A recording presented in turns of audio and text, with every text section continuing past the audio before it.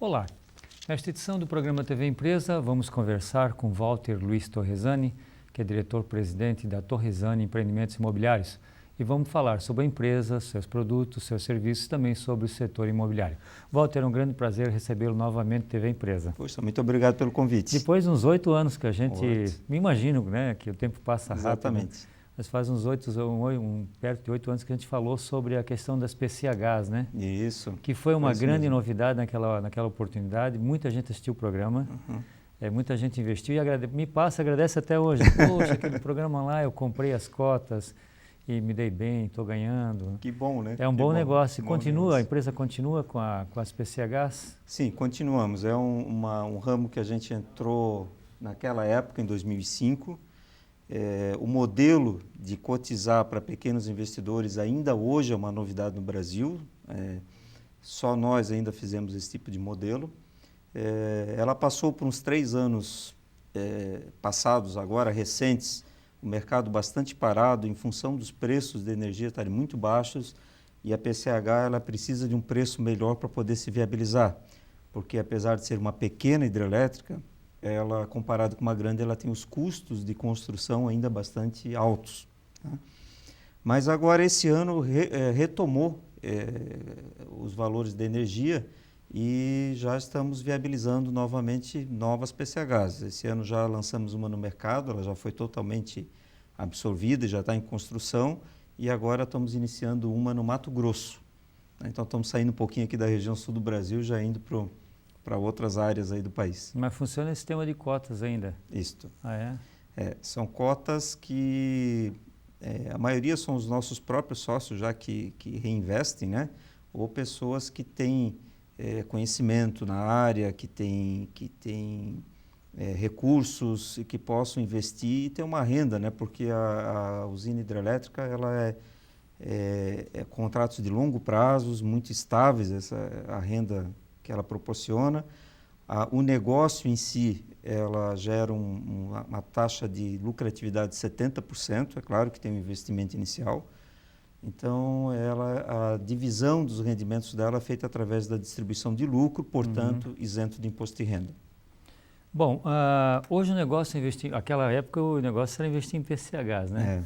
A gente falou sobre isso. Hoje o negócio é investir em imóveis? Eu acho que continua, os dois negócios são bons. Imóvel, a gente vê o Brasil passando por um excesso de oferta em função da grande procura que houve nos últimos anos, ou seja, o mercado procurou, em função do aumento do poder aquisitivo da população, ela foi realizar seu sonho, que era a casa própria. Houve um aumento muito grande dessa procura, a reação, né, de quem está do outro lado, quem está produzindo, foi aumentar bastante a produção e essa dosagem nem sempre é fácil de chegar ao ponto de equilíbrio. Então, nós passamos por um momento agora em que a oferta foi maior do que a demanda, então está se ajustando essa oferta. Eu acredito que a partir de 2015, segundo semestre de 2015, nós já teremos um equilíbrio, principalmente aqui na região de Blumenau, se normalizando aí o processo de comercialização de imóvel na cidade. Mas isso é em Blumenau que se fala dessa bolha ou é geral? Assim? Não, ela é geral. Ah, geral. Geral. Algumas cidades ocorre um fator mais forte, mais predominante, porque houve um excesso de produção e outras nem tanto. Por exemplo, nós atuamos em Blumenau e Joinville mais fortemente. Joinville nós não tivemos um processo semelhante a Blumenau. Joinville ainda há falta de imóveis, a oferta de imóveis prontos é muito baixa, diferente de Blumenau, onde já há uma maior oferta de imóveis já concluídos e prontos para morar. Houve uma mudança significativa no setor, né? Você falou da casa própria, hoje eu diria que é a busca do apartamento próprio, né? Não sei se isso é só em Blumenau, aqui a gente percebe essa mudança, mas acho que é em nível global também, não é? Veja bem, Blumenau principalmente pelas características topográficas de enchente, etc., que Blumenau tem, mas outras cidades, o programa Minha Casa Minha Vida, ele propiciou um grande volume de moradias dentro desse plano em várias cidades do Brasil. Em função do baixo custo, tanto para quem constrói, né, quanto para quem compra, para obter esse baixo custo, foi preciso condensar essas construções. Então, fazer casas isoladas, ela tornaria o custo do terreno por unidade muito alto. Exato. Então, a tendência foi aglomerar-se em prédios para poder melhorar essa situação econômica desses empreendimentos. A exceção é aqueles em que a prefeitura doa o terreno, né? Tem um programa Minha Casa Nível 1, em que é um valor muito baixo e o incorporador ele recebe da prefeitura o terreno e vai fazer o empreendimento. Então, nesses casos, ainda a casa é viável. Walter, como é que está a questão assim, do crédito para a construção civil, né? Principalmente para essas incorporações em apartamentos? No Brasil isso aumentou consideravelmente nos últimos anos, ou a torneira está fechando? Como é que está a questão do crédito no setor? Bom, eu acho que nós podemos dividir... Que foi o alavancador, né? Podemos dividir em duas situações de crédito. Uma situação é o crédito incentivado, que é o Minha Casa Minha Vida, que é notório que explodiu, né? Não existia um programa permanente do governo e esse programa passou a existir. Apesar dele estar passando por uns percalços agora, mas isso vai se ajustar, vai havendo boa intenção do governo, se ajusta, né? Porque o valor ficou muito baixo, não chega mais nos valores das moradias. Mas, por outro lado, o sistema bancário em si ele começou a dar opções para o comprador de financiamento dos seus imóveis a valor muito baixo. Eu vou te dar um exemplo, Tomil, que na empresa nós tínhamos um índice, depois de entregue a obra, porque nós trabalhamos só com recursos próprios, que o cliente fosse procurar o banco era menos de 1%, historicamente. Hoje está acima de 10%. Então, aumentou bastante a oportunidade do comprador ter recursos a preços, a valores, né, de juros relativamente baixos para poder financiar o seu imóvel. Ele consegue, nesse tipo de financiamento, prorrogar o seu saldo devedor por muitos anos. Isso tranquiliza também o seu fluxo de caixa. No caso da Torresani, a maioria do crédito é próprio? Próprio. Da própria empresa. Historicamente, nós trabalhamos sempre com financiamentos próprios. Bom, Walter, a Torresani está completando 25 anos, né? 25. A prata, né? Isso. Bom, nesse tempo também houve a diversificação de negócios, né? Naquela oportunidade era a construção e as PCHs, agora já são outras empresas, é um grupo de empresas, uma holding, né? Isso. São outros negócios que a empresa também entrou, né? Houve uma mudança significativa nesses últimos anos e um crescimento exponencial do negócio, né? Exatamente. O nascedor da empresa é na incorporação. Continuamos forte, é o nosso cerne, vamos continuar nele, sem dúvida nenhuma, e principalmente aqui em Blumenau, que é onde a gente começou. Mas com a necessidade, né, do mercado, já entramos no ramo de energia. Aquela vez eu tive aqui, lá por 2005, por aí. E foi nos apresentado algumas oportunidades e a gente resolveu investir. Então, hoje nós temos investimento tanto no ramo de energia hidráulica quanto eólica, né? É um ramo novo daquela época que eu tive aqui. E agora, nesses 25 anos, nós estamos lançando um condomínio logístico aqui em Navegantes, que é uma área também ligada à construção civil, não deixa de estar ligada, né? Todas essas estão ligadas à construção civil, mas aí atendendo um novo mercado, né? Tanto o mercado de tomadores de espaço para utilizar, no caso, locando, quanto de investidores nos mesmos moldes da energia que vão investir nesse tipo de empreendimento para ter sua renda também. Então, o nosso foco é no propiciar vários investimentos diferentes em que o investidor possa ter rendas diversificadas ao longo do tempo que possa dar uma tranquilidade de aposentadoria ou mesmo de fluxo de receitas que ele possa gerenciar a sua vida da melhor maneira possível. Esse de Navegantes é o Nave Park, né? Nave Park. O que é? Um condomínio industrial? É do porto? Não, é um condomínio logístico. Logístico. Primeiramente, nós definimos as áreas principais onde haveria expansão, né, através de pesquisas, empresas especializadas. E uma das áreas que para nós aqui é óbvia, né, é Navegantes, onde já há 2 portos, né, já existem 2 portos ali, do lado de Itajaí e do lado de Navegantes, e uma tendência tanto desses portos aumentarem a movimentação, quanto provavelmente surgirem novos portos, né? O governo agora mesmo está licitando mais alguns cais para containers. Então, é a tendência daquela cidade.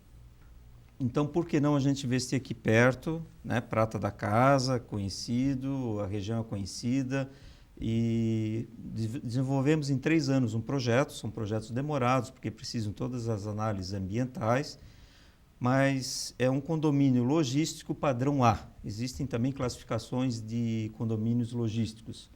E o padrão A ele se diferencia dos outros pela infraestrutura, tanto do condomínio quanto do próprio galpão ser diferenciada, podendo atender as grandes empresas. Um exemplo, por exemplo, rede de sprinklers, que é de combate a incêndio, que é uma necessidade das grandes empresas que essa rede exista, em função de seguro e demais especificações que essas empresas têm para que possam locar ou possam utilizar uma determinada área.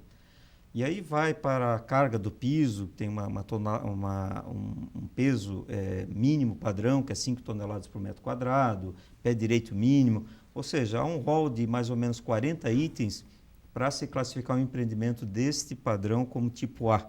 E aqui no Sul nós temos muito pouco desse tipo de empreendimento. E por que não a nossa região ter um e poder trazer grandes empresas para se instalarem aqui na região? Ok, vamos ao intervalo e voltamos em seguida. FURB TV, um canal para o saber.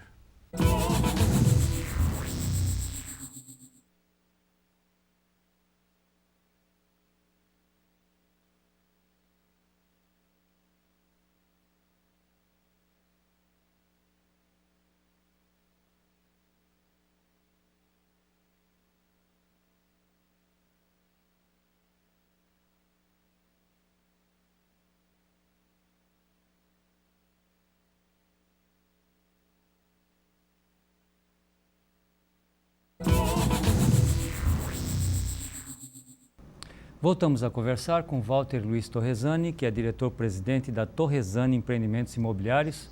Estamos falando sobre a empresa, seus produtos, serviços e também sobre os 25 anos, né, Walter, que a empresa está completando neste ano. Bom, e quais foram as transformações, das grandes mudanças na empresa nesses 25 anos? Olha, eu acho que a empresa ela muda porque o mercado, o consumidor, ou seja, todos os agentes envolvidos que trabalham com a empresa mudam. Então ela precisa mudar, senão ela envelhece e não consegue acompanhar o mercado.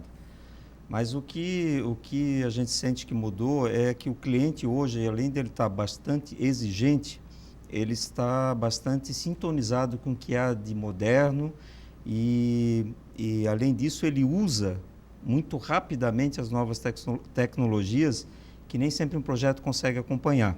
Então, entre você desenvolver um projeto, escolher um local, desenvolver um projeto, aprovar ele, construir e entregá-lo, ele já é um projeto de 5 anos atrás. Uhum. Né? Então, ele já está defasado para o novo consumidor. Então, de um projeto até a entrega de um apartamento é 5 anos, a considerando média. todo o trabalho Desde de o aprovação início, e tudo, é 4 a 5 anos, quando não mais. Né? Quando nós estamos falando aí de pequenas centrais hidrelétricas, chega a 10 anos. Né? Desde que você detecta o local até colocá-lo em funcionamento, é de 7 a 10 anos. Já um projeto de edificação, ele varia de 3 a 5 anos. Mas, mesmo assim, ele está desatualizado. Então, o grande desafio é a gente, né, antever o que vai acontecer dali a 5 anos. Nem sempre se consegue. Uhum. Né? Mas a exigência do mercado quanto às condições de segurança mudaram muito. Né? Quando se iniciou aí há 25 anos atrás, não era uma preocupação. Hoje já é bastante fundamental a segurança. Essa segurança ela envolve principalmente a criança, né? Porque hoje a criança não tem mais aquela liberdade que tinha, sei lá, 30, 40 anos atrás, de ir para a rua brincar. Exato. Então, os prédios estão se tornando núcleos de segurança para essas crianças fazerem amizade, brincarem e passarem ali a infância e a adolescência. Então, os condomínios têm que estar preparados para receber isso também. Senão você acaba tendo um problema em vez de uma solução para as famílias. As questões de legislação ambiental e também de percepção ambiental dos consumidores, elas evoluíram bastante nesse período. Então é um processo contínuo de atualização. E dentro do apartamento, assim, quais foram as principais mudanças de hábitos dos consumidores? Bom, dentro do apartamento não houve mudanças tão significativas, mais pontuais. Por exemplo, a entrada do home theater como vamos dizer, um elemento padrão dentro dos apartamentos obrigou que as salas tivessem outras dimensões, né? Por outro lado, as garagens, né, a quantidade de garagens por apartamento também mudou pela disponibilidade de automóveis que tem hoje a população em geral. Outros fatores que a gente pensou que ia mudar, por exemplo, uma coisa interessante aqui como peculiaridade, é que a cozinha se imaginou que ela não teria tanta importância, até pela condição de a mulher hoje tá trabalhando fora cada vez mais e não está tão dedicada à casa. Mas, por incrível que pareça, a cozinha é um ponto importante ainda de escolha do apartamento, principalmente pela mulher. Ter espaço, ter armário, ter condições para guardar as coisas. Não necessariamente que ela vá utilizá-la diariamente, mas ela quer ter uma cozinha agradável e bacana. E um outro fato relativo à cozinha é que cada vez mais os homens estão cozinhando, né? Virou o gourmet dentro de casa, né? O homem agora está substituindo nesse aspecto como aspecto de lazer, de congraçamento com os amigos. Então, tanto o apartamento tem que estar focado um pouco nesse lado, quanto as áreas comuns do edifício também tem que estar com áreas propícias para esse tipo de lazer. Walter, você falou em meio ambiente, Sim. né? Que ações da Torresani hoje, assim, valorizam o meio ambiente ou estão dentro das suas ações de responsabilidade social? Bom, o meio ambiente, diretamente, a própria, vamos dizer assim, controle da construção, né? Que os órgãos aumentaram o controle em cima da construção, evoluiu para esse sentido. Não é uma atitude só nossa, nós também temos atitude, mas, por exemplo, hoje o resíduo sólido da construção civil não pode ser jogado em qualquer lugar, ele tem que ser destinado a uma área específica. A questão do reaproveitamento de água de chuva, isso foram ações que nós, como empresários, junto com o sindicato, colocamos dentro da mudança da lei da prefeitura, fazendo com que a água de chuva seja aproveitada pelo menos para molhar uma calçada, lavar uma garagem ou irrigar o jardim, já que o aproveitamento para consumo humano ele é complicado porque ele não é tratado. Uhum. O outro lado foi um fato muito importante, que é o medidor de água individual, porque, por incrível que pareça, o consumidor só começa a fazer economia a hora que ele sente no bolso. Exato. E quando o consumo era coletivo, você tinha, não sou eu que estou gastando, a economia que eu fizer não vai fazer muita diferença. O cara pensa, eu economizo, o outro gasta e, né, eu me dou mal. Por outro lado, a parte de energia também, né, também tem sido cada vez mais focada na economia, na durabilidade, do uso mais racional dessa energia. Isso é um fator importante. E a questão de educação dos próprios funcionários a respeito da importância ambiental. Então, nós tínhamos, por exemplo, um pintor que lavava a lata de tinta e jogava no ralo. Então, tivemos que fazer toda uma campanha para jogar num determinado local, onde essa tinta é adensada e é depois destinada a um lugar apropriado. Então, são muitas as ações feitas. Por exemplo, o corte do uso de amianto, né? Não se usa mais amianto, apesar da telha muitas vezes parecer de amianto, lembrar aquela que era de amianto, ela hoje não possui mais amianto na sua composição. E isto é um fator que, além do meio ambiente, ele agredia muito o próprio funcionário que fazia o corte e manuseava aquele tipo de produto. Então, são várias ações, talvez não lembro de todas aqui, mas houve uma evolução bastante grande. Para você ter uma ideia, quando há 25 anos atrás, a 100% da madeira que se usava para executar um prédio, a madeira de caixaria, que depois ela vai fora, era madeira nativa. Você encontrava madeira nativa sendo vendida em qualquer madeireira, era normal. Hoje é 100% madeira reflorestada, certificada e que tem também depois o seu destino, né? Nós procuramos destinar essas madeiras que sobra da obra para usos racionais. Por exemplo, todas as padarias e pizzarias, elas pegam essas madeiras para fazer o pré-aquecimento do forno. E depois só continuar esse aquecimento com uma madeira mais nobre.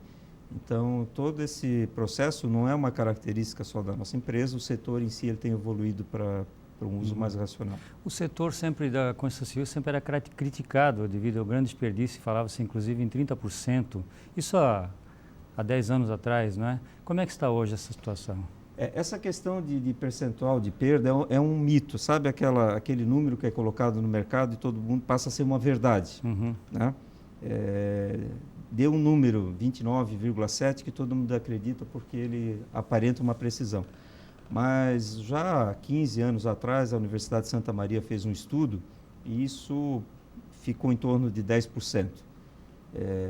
Com a evolução da construção em si, esse número tende a reduzir. Então, cada empresa ela tem o seu desperdício. E veja bem, desperdício de material não é só o material que vai fora. Porque uma madeira que ela compensado, que ele é feito para usar 4 vezes, ele é usado 4 vezes, ele cumpriu o seu destino. O desperdício é aquele material que deveria ser colocado só de 2 centímetros e está sendo colocado de 7 centímetros. Esse também é um desperdício. E a empresa que não está cuidando disso, ela não sobrevive no mercado. Então, esses números hoje são abaixo de 10%, certamente. Okay. Walter, na entrevista de 8 anos atrás, né, que eu me lembro muito bem que a gente fez, a empresa era bem menor, tinha só a construtora e as PCHs, não é? E você falou com muito entusiasmo da sua equipe, né? Eu me lembro que você falou, a rotatividade é quase zero, a minha equipe está junta desde o início, ninguém sai. E foi com muito entusiasmo eu senti em você, né? Como diretor-presidente naquela oportunidade. Bom, hoje a empresa cresceu, uma holding, já falamos várias empresas que tem, não é? A equipe aumentou muito. Como é que está essa situação dos recursos humanos? Continua no mesmo cenário ou dificultou? Olha, Tomil, por incrível que pareça, hoje já é um grupo de mais de 40 empresas e a equipe continua a mesma. É claro que novos funcionários entraram na empresa, poucos saíram, mas por condições particulares, que abriram seus negócios próprios, e a gente incentiva isso também, porque eu acho que a pessoa que tem determinação, que tem capacidade, ela tem que seguir o seu caminho, mas a maioria continua firme lá com a gente, com novos funcionários trabalhando, que são muito importantes, inclusive, nessa fase de crescimento. Mas a nossa característica sempre foi de muita liberdade para eles, porque eles fazem o nosso crescimento, não tem outra alternativa, né? Então, a política na empresa, cada funcionário que tem um filho se apresentando no colégio, a gente faz questão que ele vá assistir. Porque eu fui assistir das minhas filhas, né? Por que eles não podem assistir dos seus filhos? Tem que cumprir um horário. E todos eles são muito responsáveis, então a gente tem certeza que aquele horário vai ser muito bem aproveitado e que ele vai render muito mais para a empresa, para o negócio depois.